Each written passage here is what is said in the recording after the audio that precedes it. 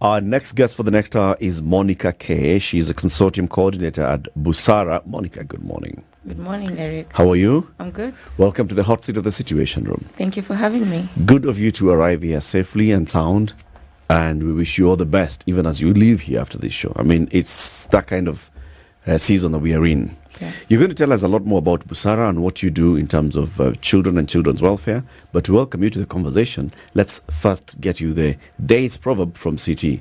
This week, the proverbs are from the Republic of Algeria. Right. A secret for two is soon a secret for nobody. A secret for two is soon a secret for nobody. Do you keep secrets? Everyone has a secret. Do you keep secrets? I do keep secrets. Do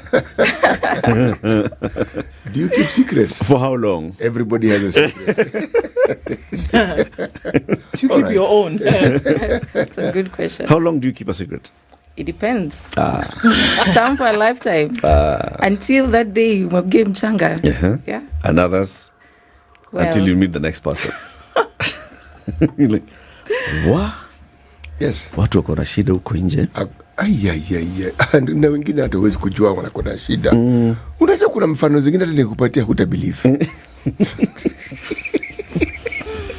Like there's a friend of mine, I won't tell you who.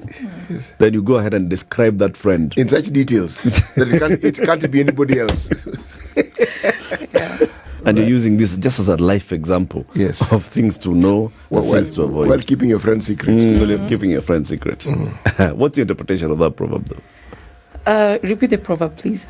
Yes, happily. A secret for two is soon a secret for nobody. Well, just don't tell your secrets. Keep them to yourself. It's bound to get out. Yeah. It's bound to get out. Why do people tell their secrets? Anyway. Why don't we go a little further? Why do people have secrets? That thing you don't want anybody to know, but you kind of do want somebody to know. Don't why? Why do you want? Why do you have things that you don't want people to know? What is it? Are you embarrassed about it? Perhaps. That's why. Is there a shame element? Yes. Mm-hmm. Is it too good to be true? Mm-hmm. Yes. Or is it you know it's or do you think the village uncles will come and usurp your success so you don't want to tell anybody? Yes, exactly. Yeah. Or people won't believe you actually did that thing. Yes. Usually those kind of things people want to tell. Yes, while pretending they want to keep it secret. Yes. I shouldn't say this. And then they proceed to say everything. But also the shame element is usually quite profound. If societally it's accepted that certain things are not right, and you've been involved in one of those things that are deemed to be not right, then you really wouldn't want to talk about it. But then there are individuals who really don't talk about, forget secrets, they really don't talk about themselves, period. At all. Yes. Yeah. So it's not a secret, they just will not talk about themselves. Yeah. Yes. Life is not about me. Sure. Really? Okay. It's not about me. I mean, I'm living in a space with others. Yeah, let other people speak about me. I'm fine. Yes. And when you have an opportunity, you need to feel the other people. Exactly. Anyway, Monica, Consortium coordinator at Busara. What's Busara? Well, Busara is a research and consulting organization, and basically we use behavioral science. We apply behavioral science in our research to understand how humans think with the aim to alleviate poverty in the global south. Why? It's a big problem, particularly if we are talking about human trafficking, the conversation we are about to have. We find poverty is one of the drivers of child trafficking, human trafficking. So how best to address it without first understanding how people think, their perceptions, their attitudes, and the extent to which human trafficking, for example, they find it permissible. So what do you do with your research? It depends on the context, but particularly within the NEAR program, we intend to use our research to develop social and behavior change communication materials that will ultimately change people's perceptions and acceptability of child domestic work. We talk about, you've mentioned a couple of things, child trafficking, now there's child domestic work.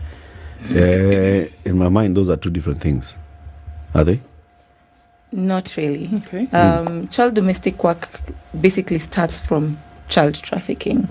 And maybe we can first start by understanding what child trafficking is. Okay. A lot of the times when we talk about human trafficking, people think about the from larger... one country to another. Yes, from one country to another, what we see in movies. Yeah. But then within the scope of children, it's basically recruiting children to work, particularly to work. Now, it's the scope of that work that varies. Some are restricted within the household. Some can be pushed into sexual exploitation, maybe having to work in brothels and things like that. Yeah.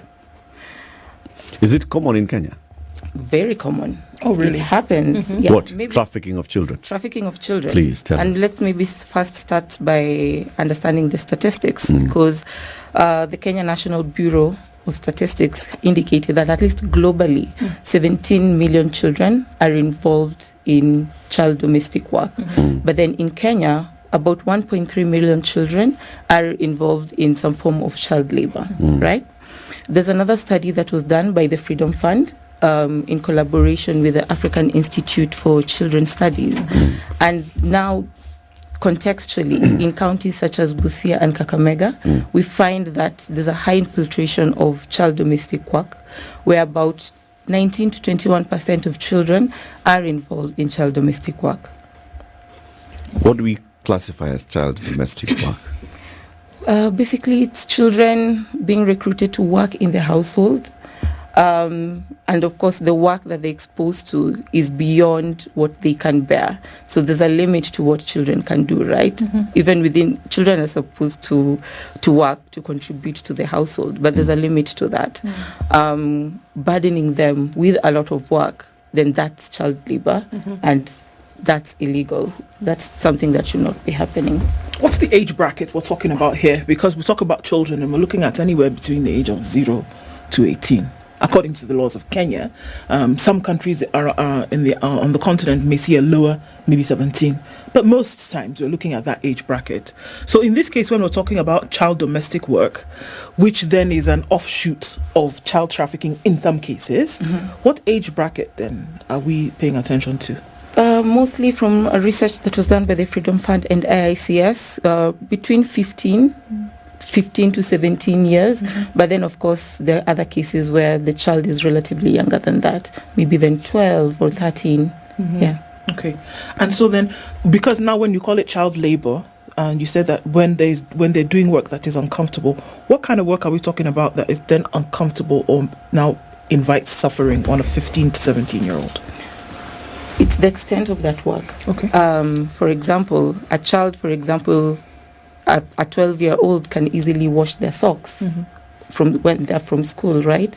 But burdening this child of a similar age with a bucket load of laundry, for example, for an entire household, maybe you're like 6 people in the household, that's something that a child cannot easily do without it affecting their physical well-being, emotional well-being, Yeah, so then that's the extent to which it now becomes child labor. Okay. How are we able to trace that children then, this 1.3 million that we talk about, have been, how are we able to trace who has been trafficked? To say that, and okay, maybe the definition of child trafficking now maybe would make sense at this juncture, because we say that those who end up in child domestic work could have been victims of child trafficking. How do we make the connection between the two?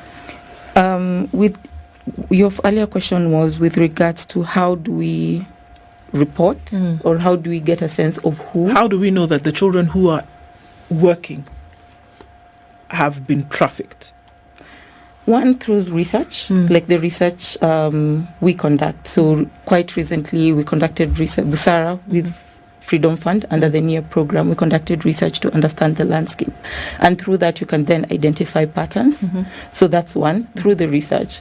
The other component is reporting, either using the agencies, civil society organizations that are working within this scope, because they do have response strategies and interventions where you go report and then they're actually able to come up and follow up with a particular case, provide maybe shelter if necessary, return the child to the family. Yeah, so it does vary. The only challenge that exists with regards to following up is, in most cases, a lot of these child domestic workers enter into informal agreements with their employers. So there's no legislative framework. It's not very easy to know if this is a child domestic worker, right? In most cases also, the context of where the work happens, it's within the household.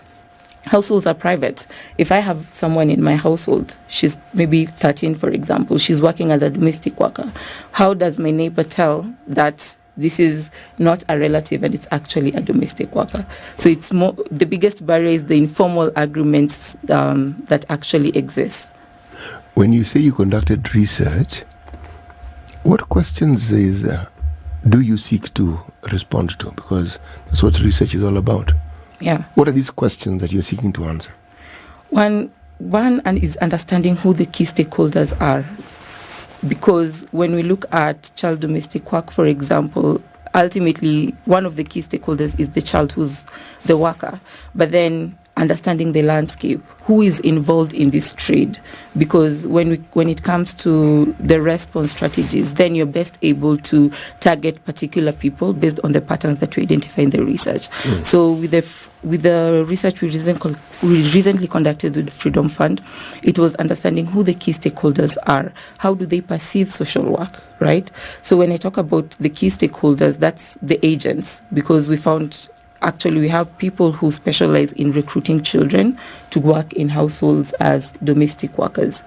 Also the role of parents and caregivers. As a parent, for example, to what extent or when then does it become permissible for a child to leave my household to go and work in another household as a worker?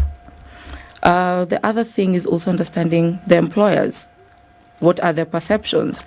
Then when does it become socially acceptable for me, maybe as a working woman, I understand the dynamics of work, what is acceptable legally, then to what extent does it now become agreeable for me to actually hire a child to work in my household? Okay. So what did you find out? Is there general awareness of the law and the implications of all these things and connecting it to not a worker, but a child laborer? Yes. There's awareness. There's a bit of awareness. Okay. One of the things that we found, particularly with the key stakeholders, and that's the employers themselves, is in as much as they are aware that child domestic work is illegal, they perceive that they're doing some good. One of the things, maybe if we can go back a bit, is the drivers of child domestic work is economic vulnerability, for example. So you find a child at home, they do not have food, they don't have shelter, their future is uncertain. But then, because of that, an employer then perceives themselves to be doing good. Yep. So their goodness ultimately overshadows the illegality of employing a child as a worker in their house. Okay. So that was one of the interesting findings that came up from our research. The employer is not necessarily aware that there's some illegality they're committing. There is some awareness, but then the fact that they think I'm actually doing good, I'm helping, I'm positively contributing to the life of this child, then it's not really bad, right? Instead of this child living out in the streets, I'm giving them 3 square meals a day. Which is why I'm asking that awareness. So you're aware of, labor and child labor and trafficking. Yes. But do you contextualize it to yourself at that point? Is that what this employer is doing? Because this employer, like you've said, is looking at, okay, so there's a child in Shags who this family is doing poorly. I go and take that child. I bring the child to the city. The child will be living in my home. The child will be working. The child will be eating and sleeping well. And maybe at some point I'll take this child to school. Maybe one thing or the other, right? Mm-hmm. Is this person thinking, I am involved in child trafficking? I am involved in the illegal child labor. Is that awareness clear in that person's mind? It's not very clear. Okay.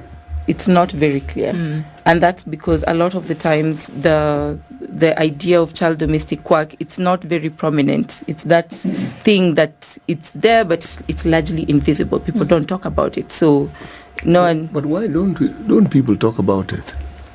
Because it just preys on the vulnerability of children. Yes, there is a topic that is very prevalent in Kenya and has had many things done, research conducted. It's called female genital mutilation. Okay? The efforts that have been made to eradicate it are laudable, but it still exists. Now, there seems to be a disconnect here between what certain communities and societies consider to be part and parcel of their identity, or something they consider to be normal, and there's what the law says. So when these two collide, then the silence you speak of, in my mind, comes into being. People don't talk about it because they understand law, police, jail. They know that matrix. They know how it goes. But has time been taken to understand why it is that, forget the poverty element, what it is that makes what you are referring to as child trafficking acceptable? Because if it was not acceptable, it wouldn't be done. The acceptability factor is stronger than even the law sometimes. So it were better people talked about it, would be out in the open. When it is silent is when the atrocities that we associate child labor with come into being. Absolutely. Yes. Yeah. And that's why programs such as the NIA program, it's very important, because then even the name NIA, we're trying to make child domestic work to not be invisible anymore. We want to bring it to the front line so that people can understand by engaging in child domestic work, you're contributing negatively to the lives of children. They're not going to achieve positive life outcomes. Let's talk about it. Let's make amends. Let's have different stakeholders come together so that we can address this challenge. So what is child trafficking? Trafficking specifically, what does that mean? Trafficking specifically, using lay terms, define it as the illegal trade of humans, specifically to provide labor. Okay. Yeah. Now, do we assume that these children who are being moved from one place to the other eventually end up working somewhere? But do we assume that they come from homes where there's, at the very least, some kind of unit, family unit, father, mother, father, whatever it is? Do we assume that they're leaving those homes and going to the destination whereby they will be working with the consent of release from the parental figure? That's a really good question, and it ties back to another finding we found, we established in our recent research. Yes, to a great extent, a lot of them are coming from homes, from households, and entering into labor. But the other side is, to some extent, sometimes it's not even a matter of parental consent or guardian consent. We found that some children are actually proactive in seeking child domestic work, particularly when they understand the financial struggles that they're having in the household. So can I be trafficked if it is my idea? Yes, it can. I can still be, if I say, well, I can see that, the situation at home is bad, I want to be able to go and earn something, and I say, okay, I'm going to go there. Would that still be that child is being trafficked? Yes. But it's not forced? But then it's a child, right? So they're not... They don't have agency. Exactly, they don't have any agency. And that's why now the different facilitators, like the agents and even the employers, are preying on their vulnerability, because that child does not have agency. What they say, in as much as it's not legally permissible, at the end of the day, someone is benefiting from that vulnerability.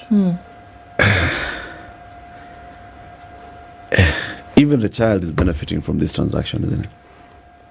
To some extent, from what we found, yes, because with proactive... So then would you say that the person is preying on vulnerability, or is the person helping? Preying on their own vulnerability as well. Is that not what... that's what makes this discussion difficult? Yes. Because, you see, I am looking at the societal norms around child labor, beginning with a child at a certain age being given functions within their own homestead and by their own parents. And then I'm looking at the role of poverty in circumstances where a family falls on hard times. Now, some of the things that the children are being asked to do are not things they have not done before. For instance, like children helping raise other children who are younger than them within a family. It's one of the most normal things. Yeah. Okay? Do you even bring relatives from the village to come and... Yes. You see, the understanding about relatives coming to live and work with you is not just so that they may be domestic workers, but so that they may also further their education. Because in many cases, they are going to school. It's not that they're not going to school. Yeah. And usually they're not toddlers. They are people who are probably in their adolescence. Now, it is an accepted form of assistance, so that money that could have been paid to somebody else, part of it is actually given to the parents. So they have money which ordinarily they wouldn't have. It's a complex thing, and it requires an extremely honest conversation. It does, and that's why I was asking. Yes. That's why I started by saying, Monica, that in my mind there are two different issues. There's trafficking, as we all know it, where you are directly preying on somebody's vulnerability. You've picked children who are homeless on the streets and you've promised them something, and then you've taken them, and what they thought you're taking them to do or to benefit from is not what they end up with. All right? And then they're going to forced labor of whatever kind. And then there's this other one where it's our cultures, our norms, our society, where we are saying that children are involved in domestic work, whether they are working for a relative, an auntie, an uncle, or they're working in their own homesteads. They're involved in domestic work. Those, in my mind, are different, but we'll come back and you'll tell us how then they come in and meet. But before we take a break, somebody's actually saying, you've mentioned NIA a number of times. Before we take a break, what's NIA? NIA, it's a program that seeks to end modern-day slavery. And in Kenya, we are implementing it with the Freedom Fund. We want to change the social acceptability and preference for child domestic work. Is it an acronym? Yes, NIA is an acronym for Not Invisible Anymore. Okay. Oh, it's NIA. NIA. Yes. Yes. Oh. Brother, wewe ulikuwa unafikiria nini? Karibu. Okay, thank you. Just near here. 28 minutes to 8. Good morning. This is Kenya's biggest conversation. We are hosting Monica K. She's the Consortium coordinator at Busara. Busara is a research organization, right? And we are talking about the realities of modern day child trafficking and child labor. Let's look at now that very deep child trafficking, right? Start from, I don't know, I think you've said one of the central cogs is the agents, okay? So start from the agent, their business, how this business then goes into how do they get the children into their bureaus, and how do they end up forwarding these children from their bureaus to the places they end up working, and what kind of work are we talking about? So start the story of the agent. Okay, so agencies are typically people who do the recruitment.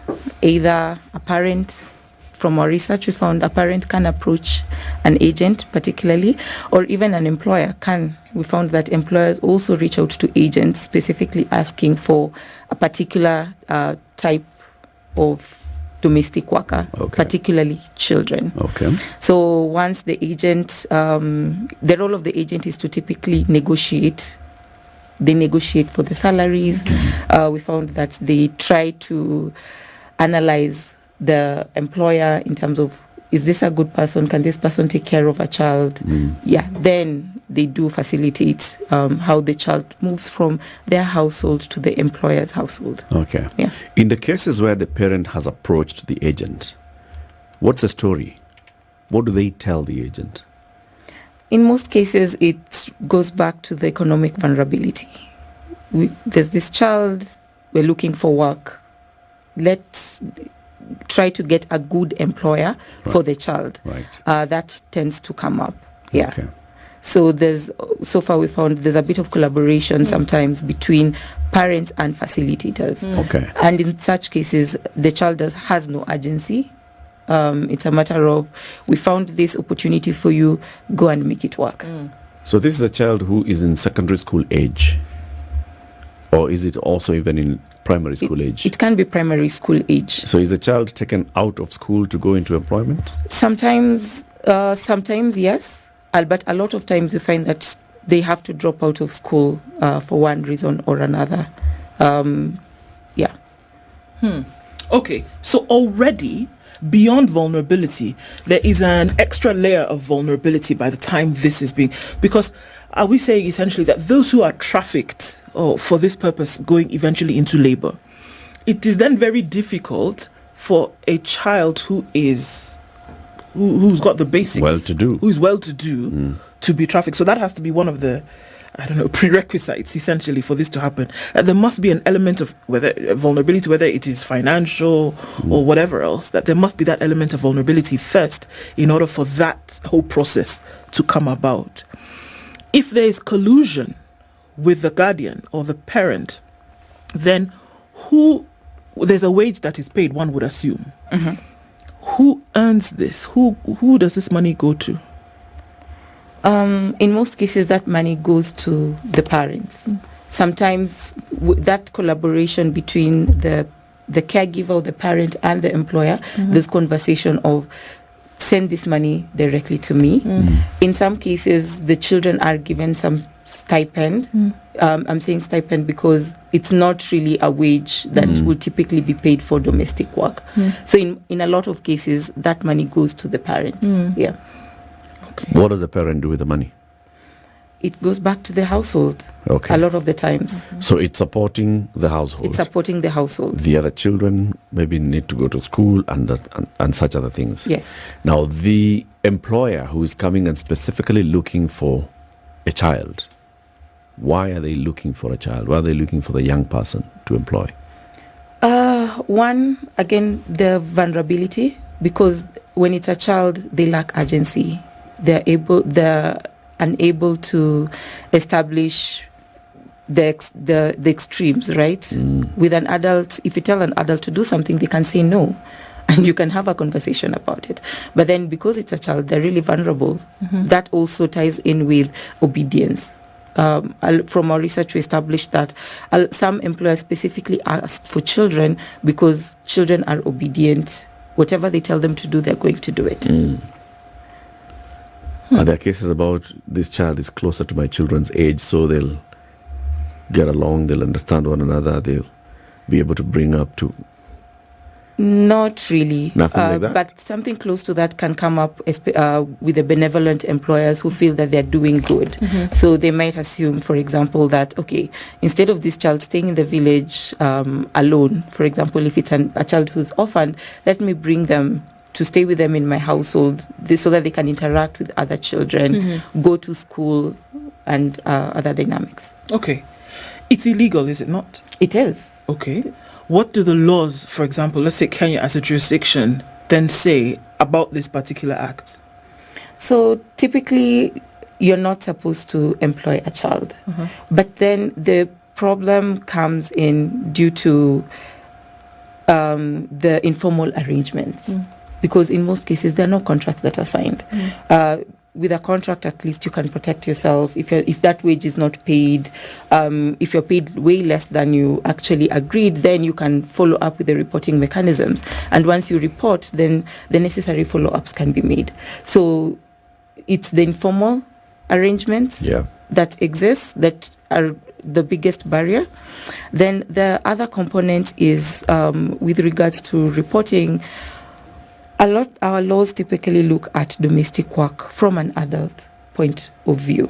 It doesn't look at it apart from do not employ children, it leaves it at that. So then when you encounter cases where it's actually children, it then becomes quite difficult to follow up. The other dynamic that is particularly useful to mention is we have witnessed cases, and it's evidenced actually, that for some counties like Busara, children cross over from Uganda to come and work in as a border town in search for work opportunities. So these are undocumented children. So even if it's established that this is a child, yes, they're working, yes, but then how do you follow up? Because this is a migrant. It's a bit of a loophole with regards to the extent to which follow-up can actually be made. It's rampant, though. From what you're saying, 1.3 million is not a small number. So by the time that information is collected, folks know about this.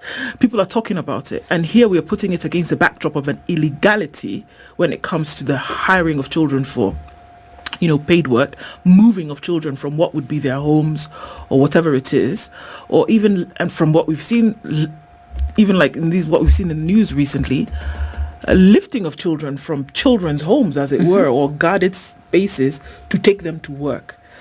It's an illegality here, but it seems to be so normal that it's not shunned. It's not shunned. So how do we deal with that? It's illegal. Nobody's necessarily saying, well, I know of this case and or this case or the other case, and is reporting it for any kind of investigation, charge, prosecution. So it seems acceptable. It is. It is. It is. A lot of the times it is. And again, there was mention of social norms. Due to our culture, it's normal. Go to your auntie, go stay with so-and-so. And during that time, you actually get to work. So that really blurs the line between is this child doing normal work within the household, or is it actually child domestic work? However, one question you asked that is really important is then what can be done about it. The first one is mechanisms of monitoring and reporting. People need to report these cases when you see them, when you hear of them, that a child is actually being involved in domestic work. And this can be done through, we have different organizations working within our communities that can actually help. For example, Maisha Girls in Nairobi that runs a safe house. You can also collaborate with them to actually report these cases. A lot of people do not know how the reporting actually happens. If they did, would it change? Especially since we're coming off the backdrop of something that's acceptable in society. How are we asking folks in communities for whom this thing is normal to then come and say, actually, you know what, so-and-so has a child in their home, and how do I do that when, for me, this is no big deal? It has to begin from awareness, creation, and education. That is one of the mechanisms where you can change people's perceptions about, you guys, this is not the norm. This is not what should be happening. And that's one of the reasons why the NEAR program and the work that Freedom Fund is doing, or we are going to do, with the social and behavior change communication materials that are going to be developed and disseminated. It's really important because it's going to try to change the social norms, the social acceptability of child domestic work, because people can only act when they understand the gaps, when they understand why this is a problem. Currently, it's quite acceptable because it's the norm, it's acceptable, right? People do not even know that it's a problem. So that's why we're beginning with we've understood the behaviors. From the research that we've done, we've understood the behaviors, we've understood the social norms. Now we're going to the next step, which is to try to change the social preference for domestic work. Okay. So from what I gather, from the work that you've done at Busara, from work that you're doing with Freedom Fund and the other partners, is you have observed that a greater percentage of children who are involved in labor are coming in through these channels. Parent says, I need my child to work, or employer says, I've got a relative I want to help, or I know I have a child who I'd like to help, and so they let them come and work in my home. That is the majority. But then there's the other side, the extremes, and I'd like you to tell us more about a bit about the extremes, where, like Ndu said, children are vulnerable, they are in a children's home, and this person is operating a children's home, which is also happens to be a trafficking bureau. Or somebody who is going and looking at vulnerable children, maybe in the streets, and luring them with the promise of a job, a better future, and then they end up in this job where they are not even earning a thing. It is this person who's the agent who's earning. Have you come across such cases? Currently, from the work, particularly from the research that we have done, we haven't come across such an extreme case like that. Okay. Yeah. Because when you talk about the children who are crossing over from Uganda into Kenya, there are many children. In fact, I've even seen people on online commenting and saying many children that you find in Nairobi, they are being used as beggars, are foreign children. Yeah.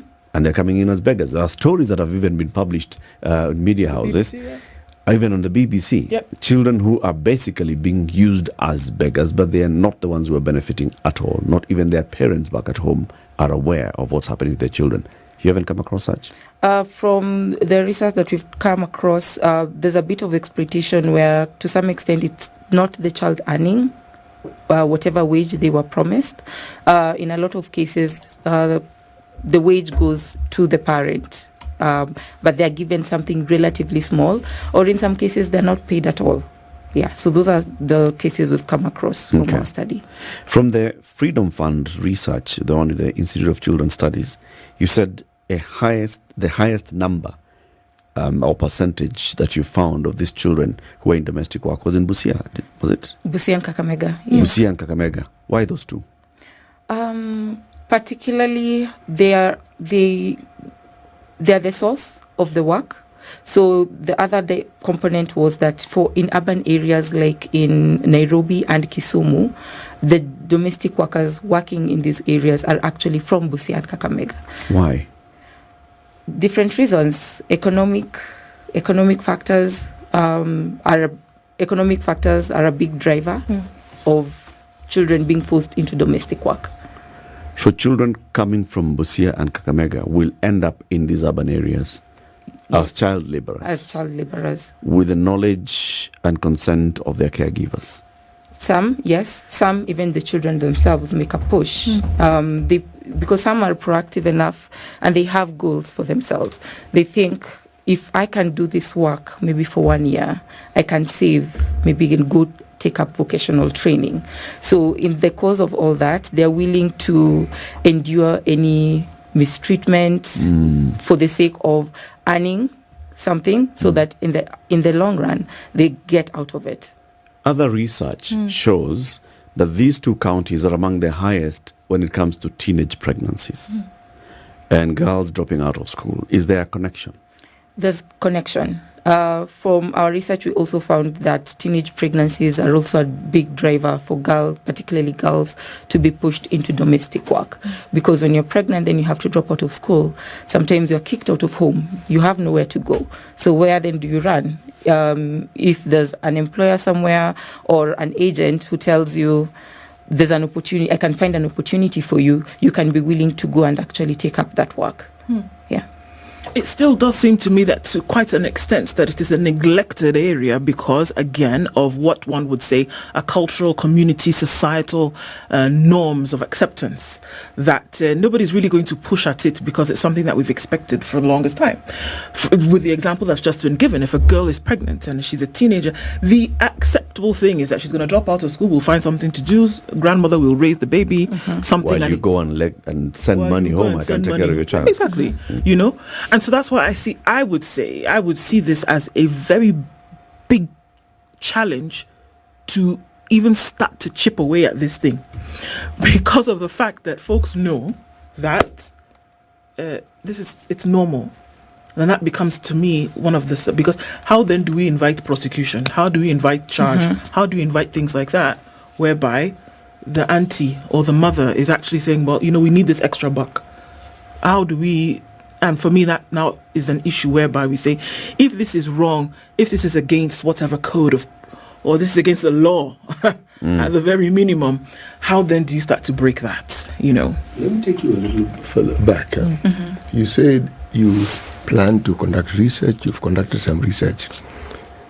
Have you conducted research into determining how members of this community think, or what their ideas might be in bringing this to a halt?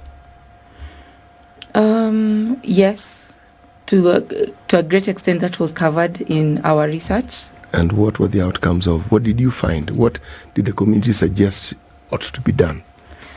Mechanisms for reporting was one. People are not aware of where and how to report this. And of course now, looking back, even when we look towards interventions, it's a matter of how do we make clear, as part of our awareness that we're going to do, how do we make it clear? How do you report this? Where do you even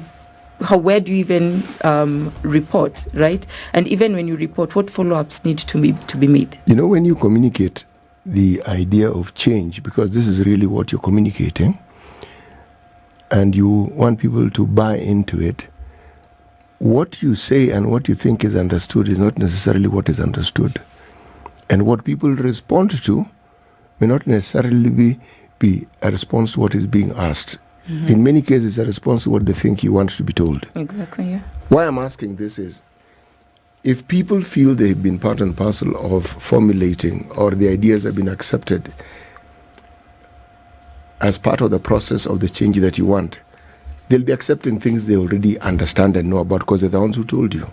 But if the ideas are given to them in a prescriptive manner, then what you'll get is what you call a passive-aggressive approach to it. On the one hand, they seem okay with it, but in reality, they are resisting it at every turn. Absolutely. And that's why even when we want to look at our response and interventions, when we go into these communities, we really do not want to demonize child domestic work.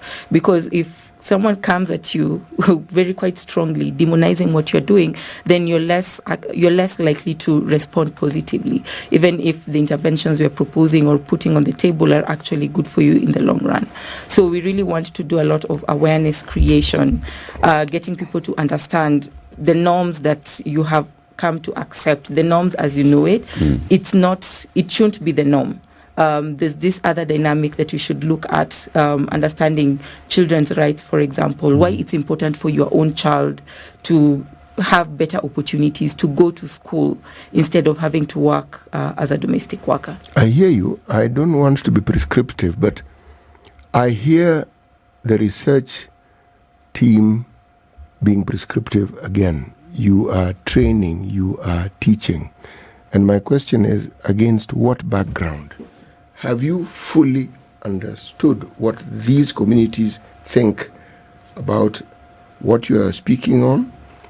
Have you understood fully what these communities believe ought to be the solution? Because we are bringing in an element of wrong.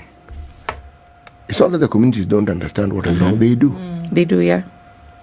But how then is this wrong then acceptable in a community that predominantly even believes they're Christian? Because of that element, the awareness of right and wrong is fairly acute. It's not numbed. So what is it that enables them to accept this? What is it? Because if the what is it isn't fully, I'm not saying it is not understood. It's not fully understood. The intervention may take years, but it may not necessarily achieve the results that are desired. It will just continue. Absolutely. Because I'm borrowing from FGM. You will find that the young women who are of age forget being coerced. Some will hide and go, and they will take themselves. And when you ask, they'll tell you it's an acceptability factor. I am in school, and everyone talks of having gone through the process, and I'm the only one who hasn't. So for that acceptability, they will take themselves. Yeah. So again. Yes, we have understood. We've primarily understood what's going on in the communities, how people think about domestic work, and not just how people think, but how different people think, because we've established that there are really so many stakeholders involved with regards to domestic work.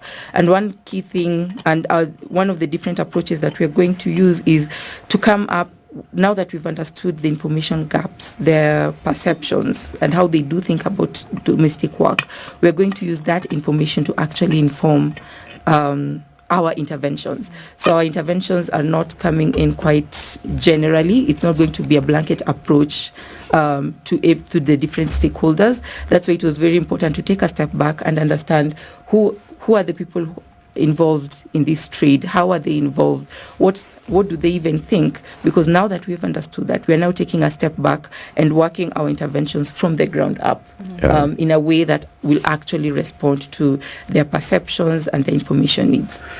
I think it's also then important to see, like you said, the factors that are contributing to this.